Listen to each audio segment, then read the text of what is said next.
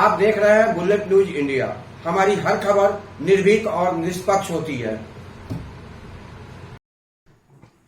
खबर है उत्तर प्रदेश के गौतम बुद्ध नगर से, जहां किसान सभा ने गौतम बुद्ध नगर के ग्रेटर नोएडा प्राधिकरण पर धरना दे रहे थे।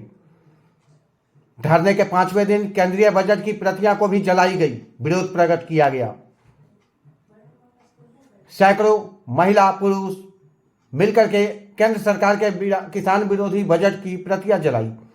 किसान सभा के जिला अध्यक्ष रुपेश वर्मा ने धरने को संबोधित करते हुए कहा, केंद्र सरकार का आरोप भी लगाया। केंद्र सरकार 1 फरवरी को पेश बजट किसान विरोधी है, जहां केंद्र सरकार ने पूंजीपतियों को 10.5 लाख करोड़ रुपए का कर्ज माफ कर दिया, लेकिन किसानों के कर्ज के ऊपर कुछ सोचता भी नहीं, देखता भी नहीं। किसान कर्ज के कारण आत्महत्या करने पर मजबूर है। किसानों को खाद, डीजल, बिजली महंगे दामों पर मिल रही है, जिससे खेती घाटे की वजह बन गई है। ग्रेटर नोएडा प्राधिकरण पर किसान सभा के धरने के लगातार 5वें दिन सभी किसानों ने मिलकर केंद्र सरकार के किसान विरोधी बजट की प्रतियां जलाई हैं। हमारे किसान सभा के नेता सतीश यादव जी, आज आपका क्या कार्यक्रम रहा? ये जो सरकार ने हमारा किसान विरोधी बजट जो पेश किया है, उसकी आज हमने प्रतियां जलाई हैं और ऐसी निकम्मी सरकार हमें नहीं चाहिए। हम हमेशा इसका विरोध करते रहेंगे, डटे रहेंगे, लड़ेंगे, जीतेंगे।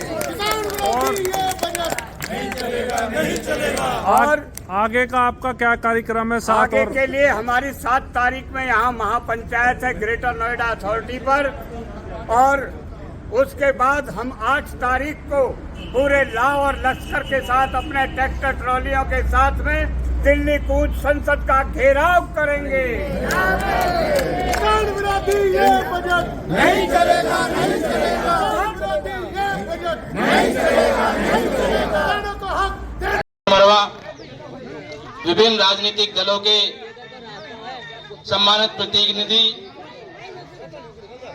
सभी संगठनों के पदाधिकारी, महापंचायत में उपस्थित साथियों, इस क्षेत्र के किसान एक लंबे समय से अपने हक के लिए, अधिकारों के लिए संघर्ष पर है। सालों साल लड़ाई चलने के बाद भी किसानों की जो मूल समस्याएं, उनका समाधान नहीं हो रहा है। कितनी बार लिखित समझौते हुए हैं, आश्वासन दिए गए हैं, चाहे वो प्राधिकरण के स्तर से आश्वासन दिए गए हो, क्षेत्र के विधायक और सांसद के द्वारा दिए गए हो, या सरकार के प्रतिनिधियों द्वारा दिए गए हो, लेकिन आज तक किसानों की समस्याएं जो की त्यों बनी है। और यही कारण है कि आज फिर दोबारा से किसान परिषद के नेतृत्व में 53 दिन से लगातार अनिश्चितकालीन आंदोलन नोएडा प्राधिकरण पर चल रहा है। उसी तरह ग्रेटर नोएडा के किसान अखिल भारतीय किसान सभा के नेतृत्व में पहले भी 124 दिन लगातार आंदोलन के बाद समझौता हुआ।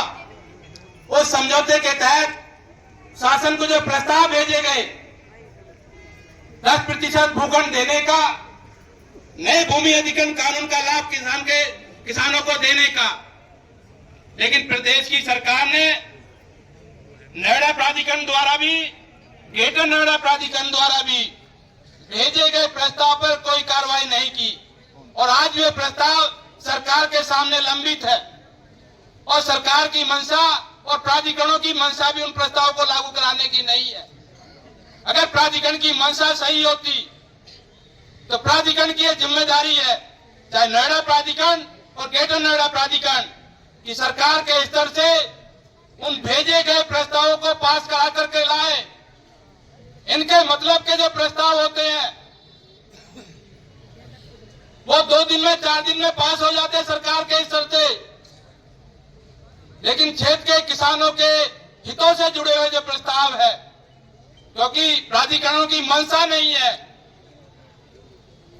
कि उन प्रस्तावों के तहत किसानों को लाभ मिले, इसलिए अपनी बलाय टालने के लिए कि हमने शासन को प्रस्ताव भेज दिया है और उस प्रस्ताव को लागू कराना, पास कराना आपकी जिम्मेदारी है और आप करा करके लाइए।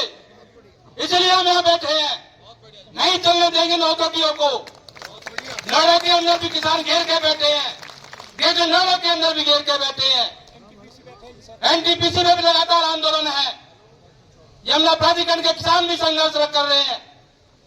तो किसानों को जिस तरह छला गया है, जमीनें ले ली गई, जमीनों का उचित मुआवजा नहीं मिला, हमारी बनी हुई आबादियों का व्यापार कर लिया गया। 30 साल 40 साल मुकदमे हो गए चलते हुए, लेकिन समाधान नहीं है। रोज बुलडोजर का खतरा हमारे सिर पर खड़ा रहता है। यही कारण है कि हम आज संघर्ष पर है, आंदोलन पर है। और आज देश के जो हालात है, जो नोएडा के साथी देख रहे हैं, ग्रेटर नोएडा के साथी महसूस कर रहे हैं, यही हालात पूरे देश के अंदर है कि मजदूरों की, किसानों के मुद्दों पर सरकारें सुनने को तैयार नहीं है। देश के अंदर दो उत्पादन करने वाली शक्तियां हैं।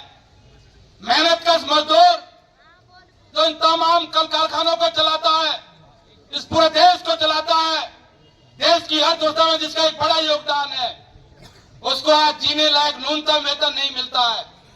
उत्तर प्रदेश जहां हम बैठे हैं, मात्र 10,000 रुपए न्यूनतम वेतन है। क्या 10,000 रुपए में एक मजदूर अपने परिवार के साथ आज जिंदा रह सकता है? क्या ये बात हमारे प्रदेश की योगी सरकार की समझ में नहीं आती है क्या?